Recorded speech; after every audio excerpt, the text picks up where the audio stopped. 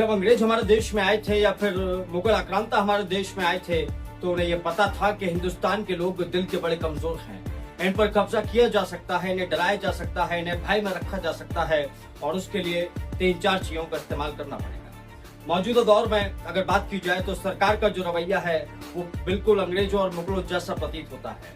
हिंदुस्तान में अगर जनता आवाज उठाए, एथेनॉल पर आवाज उठाए तो जनता गद्दार, अगर कोई अनशन करे, शिक्षा व्यवस्था को ठीक करने की बात करे तो वो गद्दार, अगर सोनम वांगचुक जैसे पर्यावरणविद अनशन कर रहे हैं तो उन्हें चीन का स्लीपर सेल बता दिया जाए। ये तमाम चीजें जो आज देश में हो रही है वो ये बता रही हैं कि हिंदुस्तान वही है जो अंग्रेजों के दौर में था। और अंग्रेजों के दौर में भगत सिंह ने जो किया था, अगर आज के दौर में कोई भगत सिंह घर से निकलकर अगर ऐसा काम कर दे तो उसे सरकार एनकाउंटर के नाम पर निपटाने का भी इंतजाम किए बैठी। आज सवाल इसी बात पर होगा कि आखिर सोनम वांगचुक का 20 दिन का ये धरना अनशन सरकार को दिखाई क्यों नहीं दे रहा है। शिक्षा मंत्री धर्मेंद्र प्रधान की तो छोड़िए, जिस चीज की जिम्मेदारी खुद प्रधानमंत्री नरेंद्र मोदी ने ले रखी है, खुद प्रधानमंत्री नरेंद्र मोदी रेल का भी उद्घाटन करेंगे, हाईवे का भी उद्घाटन करेंगे और तमाम चीजों का उद्घाटन करेंगे, वो उनको ये बात समझ में क्यों नहीं आ रही है कि इतने सारे छात्र जो प्रभावित हुए परीक्षा लीक की वजह से वो धरने पर बैठे हुए हैं। सोनम वांगचुक उनका समर्थन करने के लिए धर्मेंद्र प्रधान का इस्तीफा मांग रहे हैं।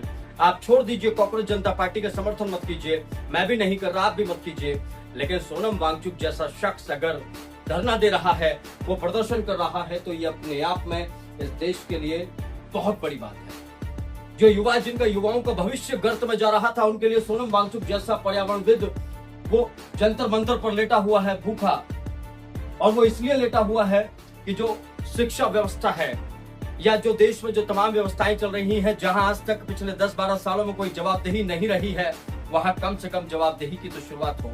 और सोनम वांगचुक, क्या लगता है आपको, इनके पास किस चीज की कमी है? क्या इनके पास गाड़ी नहीं है? क्या इनके पास पैसा नहीं है? क्या इनके पास शान और शोहरत नहीं है? क्या ये पावर में नहीं आ सकते हैं? ये सब कुछ कर सकते हैं सोनम वांगचुक, लेकिन वो सच के साथ खड़े हुए हैं। उन्हें तकलीफ इस बात की है जो लाखों छात्रों की जो भविष्य है उसके साथ जो खिलवाड़ शिक्षा व्यवस्था के द्वारा किया जा रहा है, उसे ठीक करने की जवाबदेही कोई क्यों नहीं ले रहा है। एक पेपर लीक होता है, उसके खिलाफ छात्र प्रदर्शन करते हैं, हंगामा करते हैं, थोड़े दिनों बाद पता चलता है दूसरा पेपर लीक हो गया, उससे शांति नहीं मिलती, उसके थोड़े दिन बाद पता चलता है एक और पेपर लीक हो गया। और इसीलिए दोस्तों, सोनम वांगचुक को पिछले 20 दिन से यहाँ पर भूख हड़ताल किए हुए हैं। और भूख हड़ताल उनकी ये कामयाब होगी या नहीं होगी ये तो अलग बात है, लेकिन आज मैं आपको बताता हूं कि इस देश के लोग कितने खतरनाक हैं, इस देश के लोग कितने मंदबुद्धि लोग हैं। कोई तो सोशल मीडिया पर सोनम वांगचुक को बता रहा है कि ये चीन के स्पाई हैं और ये अभी तक मरे क्यों नहीं है, ये तो इतने दिनों से खाना नहीं खाया इन्होंने। कोई कह रहा है कि भैया सोनम वांगचुक को अपने घर चले जाना चाहिए, वो कहाँ कांग्रेस जनता पार्टी के चक्कर में पड़ गए। कोई कह रहा है कि वहां कुणाल कामरा आया था, उसने हिंदू धर्म को भला बुरा कहा था, इसीलिए ये अनशन बेकार है। अरे आप सारे मुद्दों को एक तरफ रखिए, आप कुणाल कामरा के मुद्दों को एक तरफ रखिए, हिंदू धर्म के मुद्दों को एक तरफ रखिए, आप कम से कम छात्रों के मुद्दों पर तो ध्यान दीजिए।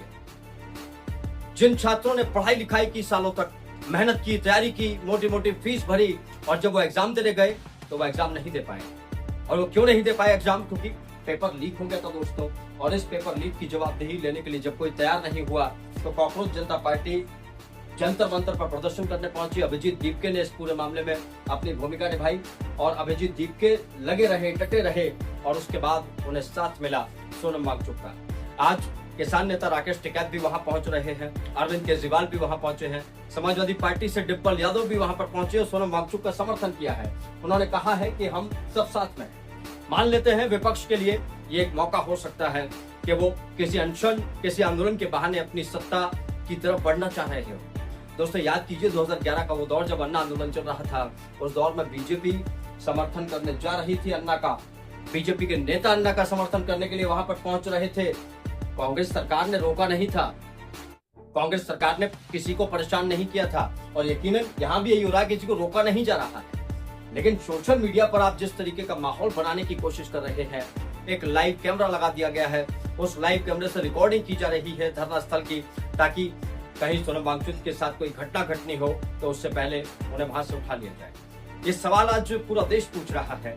क्या सोनम वांगचुक जिस मुद्दे पर धरना प्रदर्शन कर रहे हैं शिक्षा पेपर लीक के मुद्दे पर, जवाबदेही के मुद्दे पर, क्या वो ठीक नहीं? और अगर ये ठीक नहीं है तो इस देश में दोस्तों कुछ ठीक नहीं हो सकता। अगर आप अपनी शिक्षा व्यवस्था के लिए अपनी आवाज नहीं उठा सकते तो आप कुछ ठीक नहीं कर पाएंगे। सोनम वांगचुक से पहले हमने देख लिया गंगा के लिए जो आंदोलन कर रहे थे, उन्हें भी अपनी जान गंवानी पड़ी थी, किसी सरकार ने नहीं सुनी उनकी। वो गंगा बचाने के लिए, गाय बचाने के लिए आंदोलन कर रहे थे। और आज आपको बता दूं दोस्तों, 42,000 करोड़ रुपए गंगा के नाम पर देश में खर्च किया जा चुका है और गंगा की हालत वही की वही बनी हुई है। हालात सुधारने का नाम नहीं लिए और शायद यही होना है कि सरकार इतनी गैर जिम्मेदार हो चुकी है, सरकार इतनी मनमानी पर उतर आई है कि उसे किसी बात की परवाह नहीं। आप कुछ भी कीजिए, आप पेट्रोल इथेनॉल पर बात करेंगे, आपकी गाड़ी खराब हो रही है तो नितिन गडकरी एक केस लेकर बैठे हैं, वकील भी उनका, पुलिस भी उनके, सिस्टम भी उनका, और आपको उठाकर अंदर कर देंगे।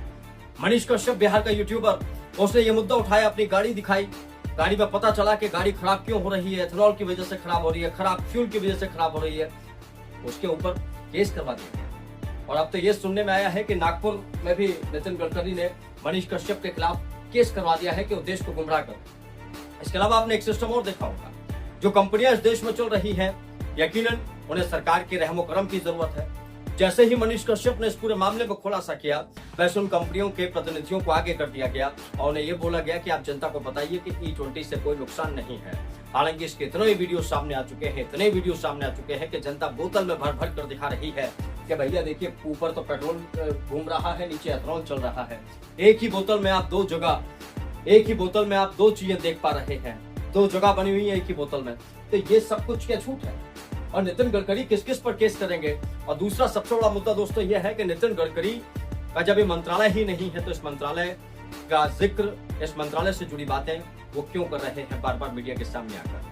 क्या वो बात सही है कि उनके बेटे की एक कंपनी है, उस बेटे की कंपनी इथेनॉल प्रोडक्शन कर रही है और इसी वजह से शायद नितिन गडकरी को इस पूरे मामले में आकर बचाव करना पड़ रहा है? खैर जो भी हो, आप सोनम वांगचुक के साथ हैं या नहीं है, ये आपको तय करना है। आप शिक्षा व्यवस्था दुरुस्त हो इस देश की, आप इसके पक्ष में हैं या नहीं है, ये आपको तय करना है। इस देश में नेताओं की जवाबदेही तय हो, चाहे वो धर्मेंद्र प्रधान हो, चाहे वो नरेंद्र मोदी हो, चाहे वो राहुल गांधी हो, चाहे वो अखिलेश यादव हो, चाहे कोई भी हो, इस देश में अगर नेताओं की जवाबदेही तय होनी चाहिए या नहीं होनी चाहिए, ये आप पर निर्भर करता है। क्या आप ये मानते हैं कि जवाबदेही तय होनी चाहिए? और अगर आप मानते हैं कि ये सब कुछ होना चाहिए तो सोनम वांगचुक का जो समर्थन कर रहे हैं उनको मैं सैल्यूट करता हूँ। और जो सोनम वांगचुक के लिए वो जरूर बातें कर रहे हैं, उन्हें सोच लेना चाहिए कि कल वक्त आएगा जब तुम खुद को भी माफ नहीं कर